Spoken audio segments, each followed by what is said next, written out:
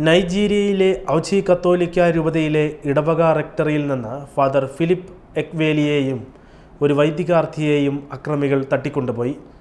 എഡോ സ്റ്റേറ്റിലെ എറ്റ്സാക്കോ east LGIയിലെ ഇവിയുഖു അജേനോ ബോർഡിലുള്ള cent Peter കത്തോലിക്ക പള്ളിയിലെ വൈദികരുടെ റെക്ടറിയും പള്ളിയും തോക്കുധാരികൾ ആക്രമിച്ചതായി നൈജീരിയൻ രൂപതയുടെ കമ്മ്യൂണിക്കേഷൻ ഡയറക്ടർ ഫാദർ പീറ്റർ എഗിലേവ പറയുന്നു.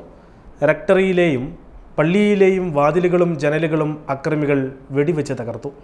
തുടർന്ന് father Philip എക്വേലിയെയും major seminary വിദ്യാർത്ഥിയെയും തട്ടിക്കൊണ്ടുപോവുകയായിരുന്നു.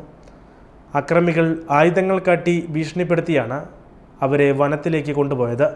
Father എഗിലേവ വിവരിക്കുന്നു. തട്ടിക്കൊണ്ടുപോകപ്പെട്ടവരുമായി ഇതുവരെ യാതൊരു ആശയവിനിമയവും നടന്നിട്ടില്ലെന്ന് ഫാദർ എഗിലേവ പറയുന്നു.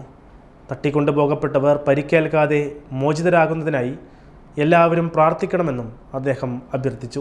2003 ഫെബ്രുവരി 22 ഉദ്ഘാടനം ചെയ്യപ്പെട്ട ഔച്ചി കത്തോലിക്ക രൂപത അതിൻ്റെ ഉദ്ഘാടനത്തിൻ്റെ 22ാം വാർഷികം ആഘോഷിച്ചത് അടുത്തിടെയാണ്.